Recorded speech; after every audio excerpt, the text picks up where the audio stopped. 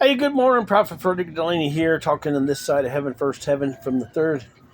Is to get revelation in my night seasons. When I go to sleep here, I wake up there. When I go to sleep here, I wake up there.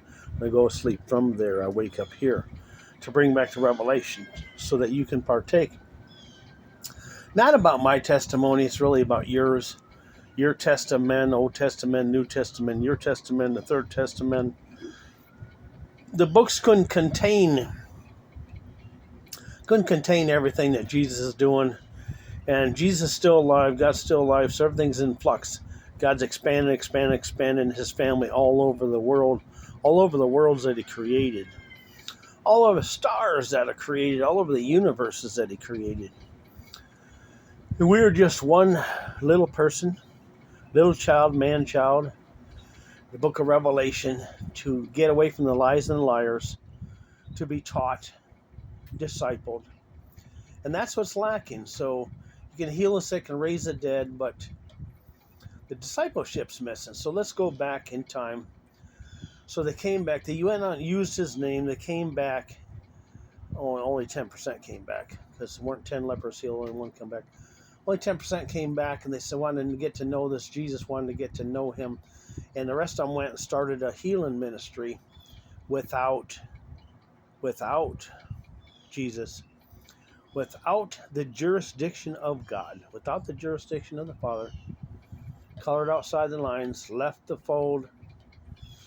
sheepfold, but it's all about getting discipled, so disciplined ones. So the lack is you can heal the sick and raise the dead all you want, but that don't make a disciple. You can heal the sick and raise the dead all you want, you don't get a disciple. But in this time we are supposed to heal the sick and raise the dead in order to reach many, because that's how Jesus did it. He healed the sick, raised the dead, and got their attention, then he taught them. He healed the sick, raised the dead, and then he taught them. Then he discipled them. Discipline them, disciple them. And then they in turn heal the sick and raise the dead and disciple them. Now, you're not a part of God's family, if you don't go through the fire trials of discipline.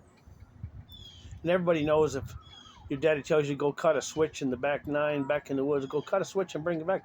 The faster you cut a switch and bring it back, even if it's a light stick that'll break once the daddy hits you, okay? It's more excruciating that you're going to hang out and not come back. And the longer you hang out and don't come back, the more fear and anxiety of you being bad, you're being bad. So quicker you cut the switch and bring it back and say, okay, Dad. And then God just puts the switch down and says, okay, well done, my good and faithful servant. Because now I don't have to whoop you. Now I don't have to allow Satan to whoop you. Don't have to allow the devil to whoop you. So the devil still got his place in this world. There cannot be God good without evil. Cannot be disciplined if you're not allowed to disobey.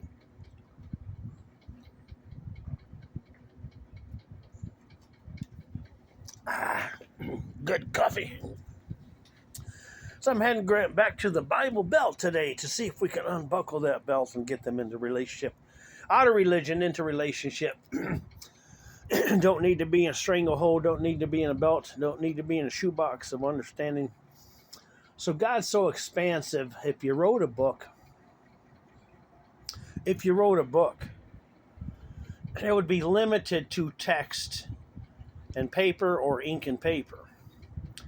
And then it couldn't contain everything that God is doing through his people in this time.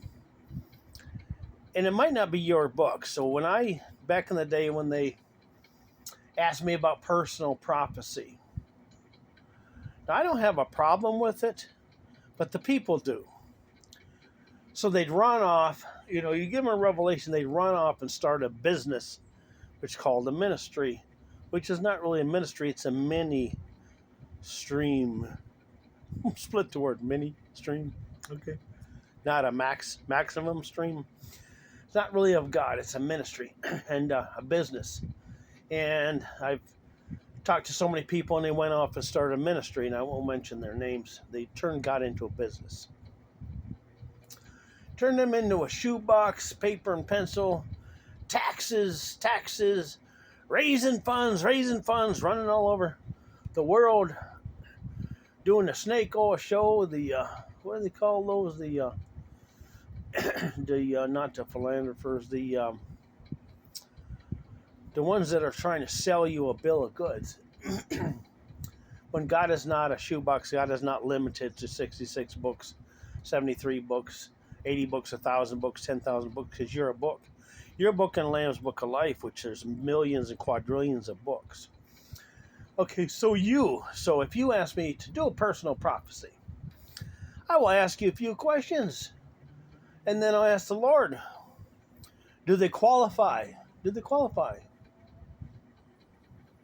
You know what Jesus would tell me? He told me this thousands of times. He says, we will test them. And they're going, oh, yeah, that's right. Yeah, that's right. I'm sorry, Lord, you answered that question 10,000 times.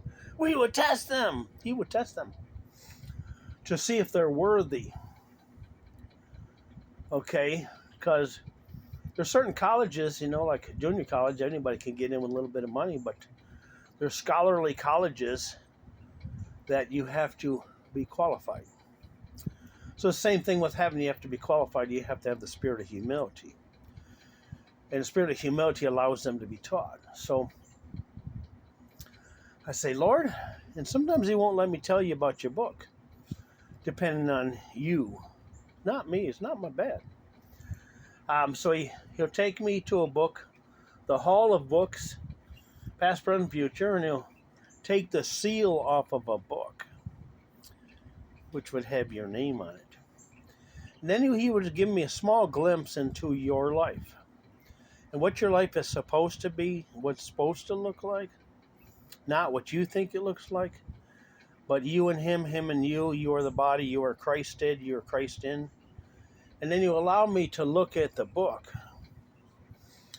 and to get it out. And then all I come back with is an outline, because you need to walk it out, because I can't. I am not you. You're not me. I'm not God. And it's a walk. So your left hand is in the hand of Jesus, the right hand. So Jesus sits at the right hand of God. So if you can imagine, Jesus' left hand is in God's hand. His right hand is in our hands or your hand. And then so on and so forth. The more you disciple people and they're allowed to get in this relationship, because they're tested first to see if they can be disciplined, and they get the spirit of humility in order to be taught, then basically you're pulling their left hand into Jesus's right hand, so they can be extension of God's family. So, there's 10,000s, there's thousands and thousands, it'd take me millions of years to talk to everything about God, and then God would write new chapters. So it's like, as soon as you put down the book, the Lamb's Book of Life, the quadrillions and sextillions and whatever, unlimited amount, he'll write more books, which is you. In the script it says, who is worthy to take off the seals? Only Jesus, because only Jesus knows, the Father knows, and he'll give the Son revelation into it. But it's limited because Jesus also has a job to do right next to the Father, being the Son of God. So he'll take the seals off the book. Who is worthy to take the seals off the book? It's in the book of Revelation. Jesus. So Jesus would take the seal off the book, allow me to partake. So he took the seals off of my spiritual understanding, because I was limited by a shoebox mentality, a limited understanding, to where it gets more and more unlimited, but not, like God is way vast. So it's minuscule. It's like a drop in the bucket. To take the seal off of me, off of my book, so I can expand my book. So the Bible, 66 books now, was butchered to 66. And there's a whole bunch of testimonies in there of Abraham, Isaac, Jacob, Joseph, Joshua, Caleb, on and on and on. Paul, Peter, all this. Okay, the seals are taken off of those books. So, so they're test of men, Old Testament, New Testament, which are not Old and New Testament. They're still Testament, because we're in the third millennial day, which is the third test of men. And I've asked some people outright that, can I just pray and ask God about you and your life and help you, and they'd freak out because they knew that the Joseph call and the understanding of the Joseph, which means increase for God's people, which I don't have the mantle of Joseph. I have 3 mantles, and I'm which partake of all the mantles, which I'm a keeper of mantles, like I have gobs and gobs of mantles that's supposed to be handed out. But not all can partake because they fear the devil. And their fears, you're limited by your fears because you respect Satan, you respect demons, you respect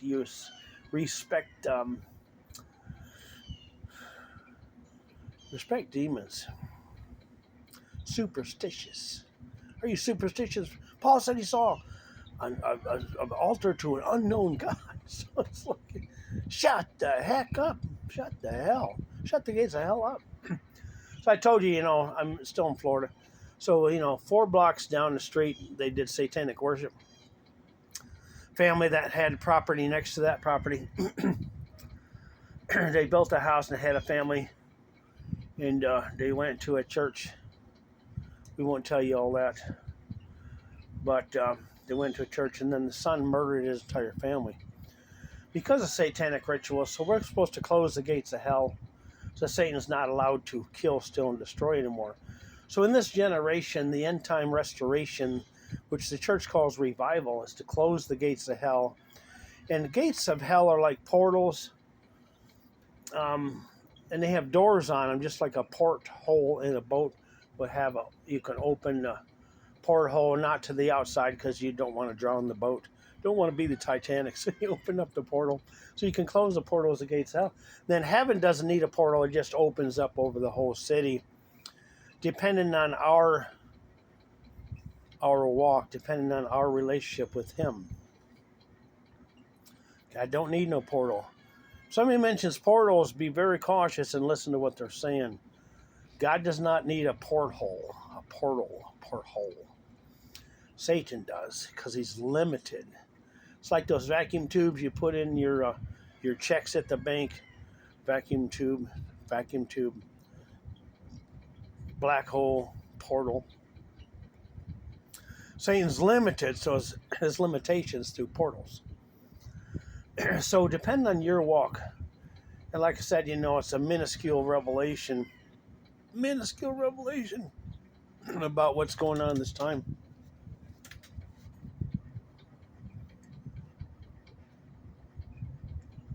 It's about you and him and you. And all I do is try to give you a glimpse. And preferably, best thing you could do is give your life to Jesus and put your left hand in Jesus' right hand and become part of the family of God. Now, the devil's people have their left hand in hell. And they know this. And they know their right hand, what they put their hand to. They put their hand to the plow, put their hand to satanic books, and drag people down in the satanic, which is having knowledge, but without wisdom.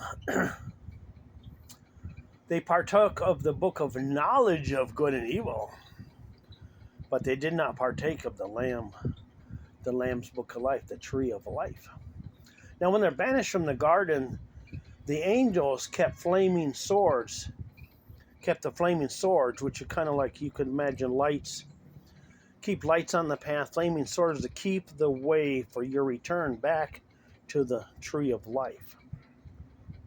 So when they're banished from the garden, the angels kept the way lit back, so that once you are disciplined and can partake, you'll go back into the revelation of the garden of the restoration of Jesus Christ. The revelation, reveal to action. Revelation means reveal to action. Reveal to activate the saints in order to help them get back to the garden state of understanding of being, so that thy kingdom comes, that will be done on earth as in heaven. And back in the day, they used to do a lobotomy because your spiritual mind part, it's written in the book that If your mind's eye be full of light, your whole being will be full of light. If your mind is full of light, type it in scripture. Your mind's eye being full of light, your whole being will be full of light. You won't have dung all the way up to your eyebrows, all the way up to consuming you. And poo, methane gas that comes out of these gates of hell. And we're, in Florida, there's so many gates of hell, and that's why all the poo, bunch of poo was released, thousands and thousands of gallons were poo. Because it's symbolic of what's going on now. Like if I was a newscaster, I'd say, and I told you the spiritual news now. The gates of hell have been unleashed. Poo has come up on the sewer systems. Now they're causing mold. Now they're killing animals. And certain subdivisions, because of the poisons that they put on the golf course communities, their dogs don't normally live more than 18 months.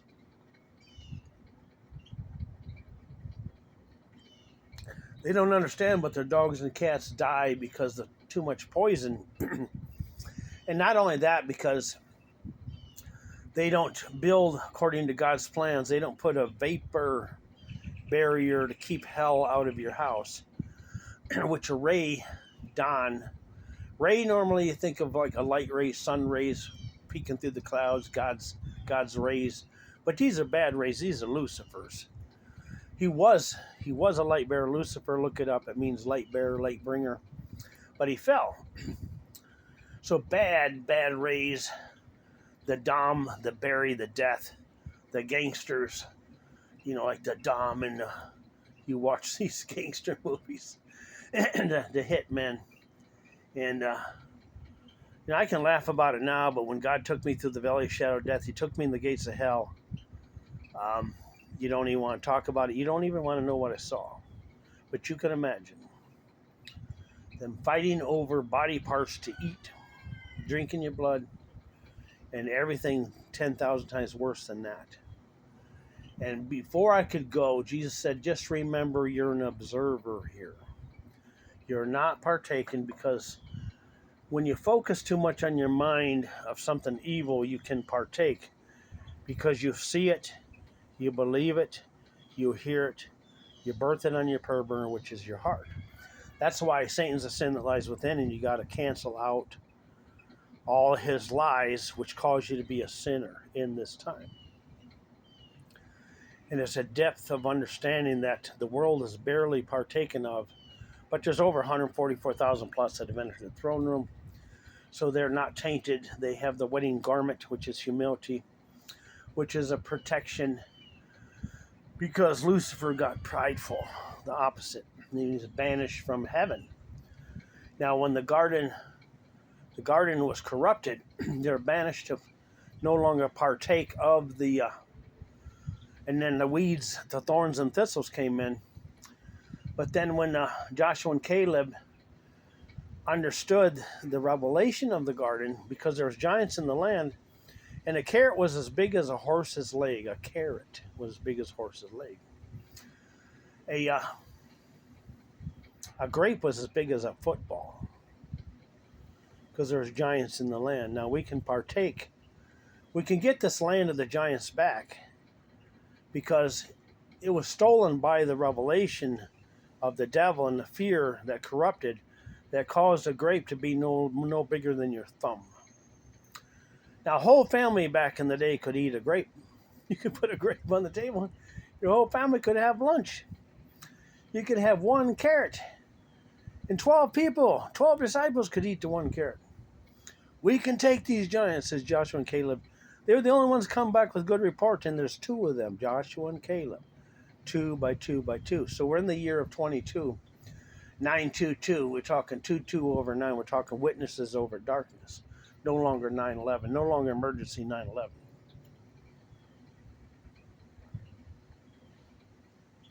So fireside chat, having some coffee. I'm leaving South Florida. Gates of hell now are wide open to kill the people who will not partake. And they'll be consumed in lies, poo, bad words, bad lies, and all look in the physical, what's going on, pray about it. So Joshua understood the spiritual signatures, signified it. Revelation 1:1 signified it, signed it, sealed it, delivered it to John. So what's going on in the natural? I always call Sarasota sewer soda. And, people get mad at me saying I'm being a brat, but I'm just telling you the truth. I'm not being a bully, just telling you the truth. You need to get out of Sarasota. Come up to higher ground spiritually. And people don't know it, understand it, sewer soda, because there's nowhere to pump your poo except for up and up the stream. And then when the rainy season comes, the vats of poo overflow. So instead of them contaminating the whole area where they're working with the poo, they dump the poo into the lakes and rivers and streams.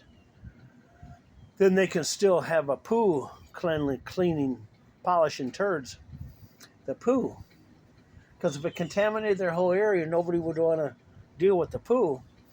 And then the stupidity of it is, why do you poop in water and pee in water when you could dehydrate it? The quicker you could dehydrate it, turn it to dust, you could actually use it for fertilizers and stuff. But man's not there yet, so we just keep pooping in the water, which is symbolic of Elisha. The water is bitter. The earth is pleasant, the land is pleasant, but the water is bitter. It's spiritual. We are the earth, we are the earthen vessels. But the spirit's bad, so the water within the earth and water pots, in the book where it talks about the marriage supper of the Lamb, Jesus' ministry, when he started change the water to wine, earth and water pots is us. So he changes to new wine, then he changes the water pots. And from dung understanding to steal, kill, and destroy, to corrupted thinking, Satan is a sin that lies within to cause you to see, understand, and birth the prayers of the enemy. So we're barely partaking. So, the disciplined ones, the ones that come up, because we have a short season and I'm still have to work and all that. There's no time to work, but I still have to work until God has another way to provide. Then I can do the teachings, and I got to get the body moving to heal the sick and raise the dead, and then we can teach them the depth of revelation. So it's not happened yet. So going back to work, and then I'll see what I can do to get on here. Like sometimes I did 3 or 4 videos while I was here a day.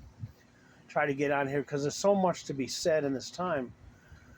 So the people of Manatee and Sarasota County, it's past time in a lot of ways. It doesn't mean they're all going to die, but it's past time to usher in the kingdom come that will be done. Because this area was only saved for a time and season. 22 years ago, the Lord gave me the revelation of this area was saved for time and season. And eventually it would be swamped over, much death. And a third of it says Satan gets a third. So Satan gets a third of part of the state of Florida. He gets the third lower part, and then we're kind of in the mediation part. Hillsborough with Tampa, Bradenton, Sarasota, Manatee County, Sarasota County. They must go into revival now, which means relationship now. So back to the books. Your book and Lamb's Book of Life. Who's allowed to take off the seals? Jesus allowed to take off the seals. He gives us glimpses in the Lamb's Book of Life, which is also your book, a minute understanding of a person, to give me a revelation to your destiny, give you an outline, a vague outline, then you have to walk the rest of it out. It's your relationship with him, not me and you. I can't be a dictator. I can't tell you what to do. I can only help you get to Jesus in this time. So apparently my phone says the battery's dying, so I need to charge it up. So we need to talk about this every which way we can. Taking the seals off of your understanding, taking you out of the shoebox, going from the book, adding to the Lamb's Book of Life, the natural book, the book of the Bible, to the Lamb's Book of Life, to getting glimpses in the books. And that's the book we want to partake of because you are in the book.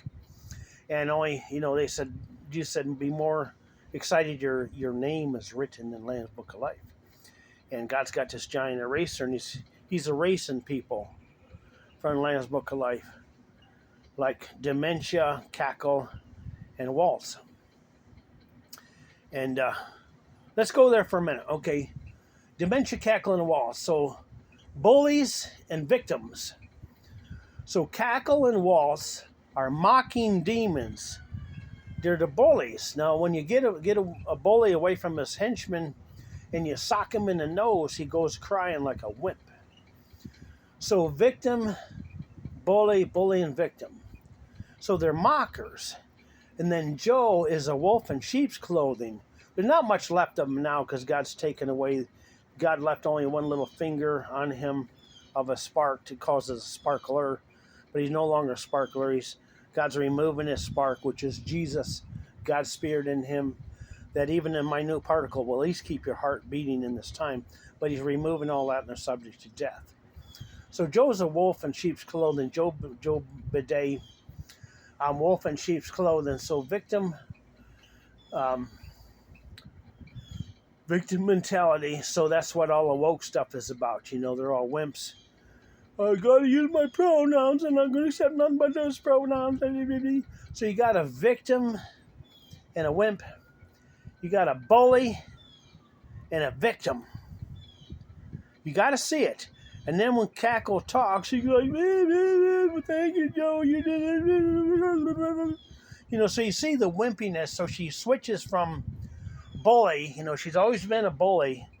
And she put people in prison and laughed. She put people in prison and laughed. She hijacked them. A lot of them were innocent. And she got them sentenced with the most amount of time. And it was the blacks and the Spanish people that she victimized. Well, we can't go here anymore. But you got to understand, victim, bully, victim. That's what all this woke agenda is about. So are you a victim or a bully? No, you're God's family. You know, God's going to set the table. The feast.